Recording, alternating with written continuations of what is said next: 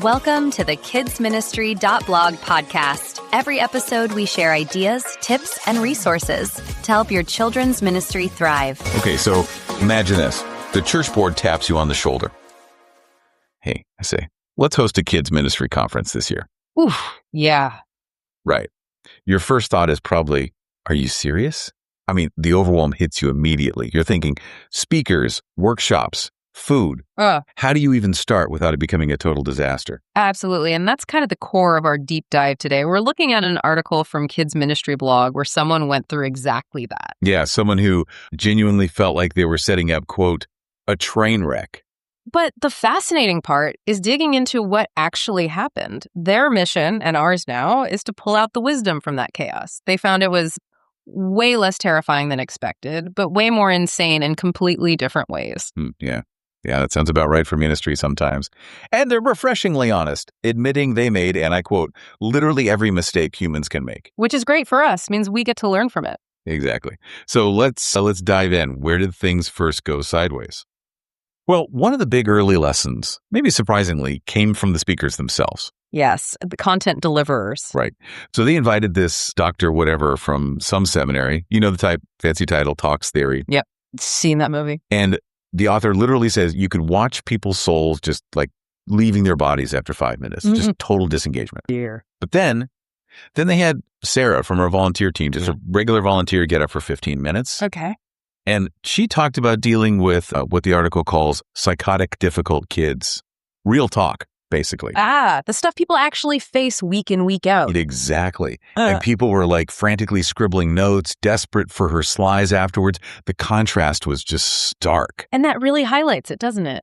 That experience, practical, in the trenches experience, often beats fancy degrees every single time for this kind of training. It's the actionable stuff, the what do I do on Sunday, content that really connects way more than abstract theory. Totally.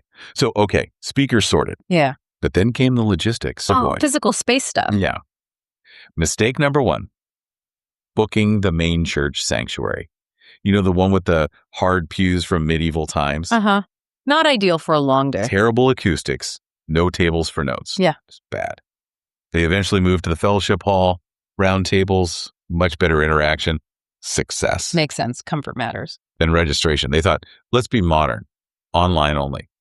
A big mistake. No, let me guess. Half the target audience was terrified of the internet. Q panicked, tearful phone calls to the church office. Oh, okay. So they had to quickly add phone and paper options. Yeah. And crucially, they learned you have to ask about food allergies and wheelchair access right up front, not as an afterthought. And you see how those connect, right? The pews, the registration, the access issues. It all comes down to basic human comfort and making sure people can actually participate. Yeah. If people are uncomfortable or stressed about logistics or can't physically access things easily, well, they're not learning. They're not engaging. It tanks the whole experience. So true.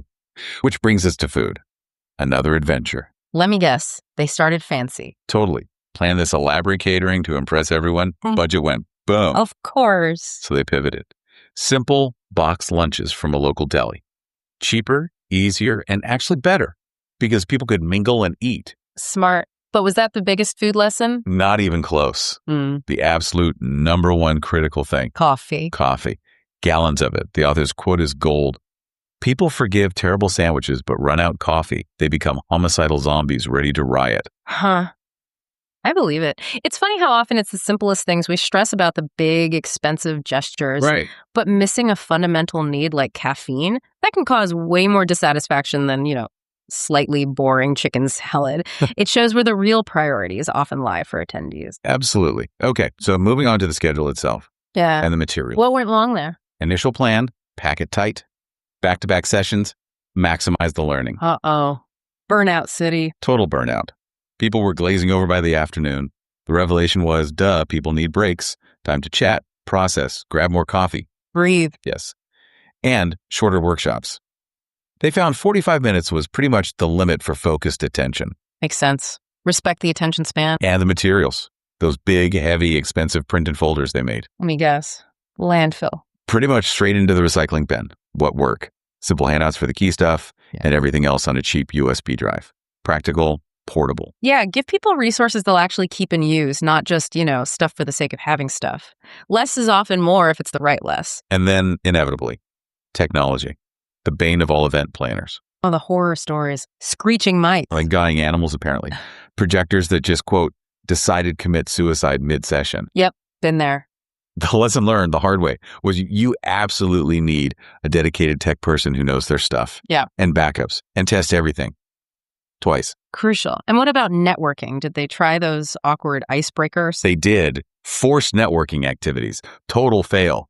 People hated them. Shocker. But the organic connections, people chatting during breaks over lunch by the coffee machine, that's where the real community building happened. It really underscores this theme, doesn't it? Flexibility, preparing for things to go wrong because they will, and understanding how humans actually connect. You can't force it. You just create the space for it.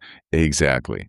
So, okay, we've walked through the mistakes and the fixes, but what's the bigger picture here? Why even do this crazy thing? What's the deep why? Well, beyond just practical event tips, the article really stresses the purpose. Right. It's not just about a smooth day. No, it's about bringing together these kids ministry folks who often feel really isolated in their own churches. Giving them practical training they might not get otherwise. Building that support network, that community, sharing fresh ideas so they don't feel like they're reinventing the wheel alone. And really importantly, showing volunteers they're valued, that they're part of something bigger. Yeah. And the proof that it mattered. The ultimate validation wasn't just that the conference happened, but what came after. What was that? Other churches started calling, asking for help planning their own events, and maybe even more telling, a parent contacted them asking if there was a conference for parents dealing with difficult kids. Wow. So it sparked something real. Exactly. It showed a genuine need was being met, that this practical, community-focused support had real-world impact. So wrapping this up, the big takeaway seems to be, it's not about putting on some perfect, polished performance to make your church look good. Not at all. It's about genuinely providing practical help, fostering community, and supporting people who are doing really hard, really important work. Precisely. And that leads to maybe a final thought for you listening. Think about a daunting task or project you're facing right now. How might shifting your focus, embracing simplicity, really keying in on those core human needs like comfort and connection, and building in flexibility for the inevitable bumps, how might that change things? Could it transform a potential disaster into something genuinely valuable, maybe even impactful for everyone involved? Thanks for listening. To find more ideas, tips, and resources, go to kidsministry.blog. We'll see you next time.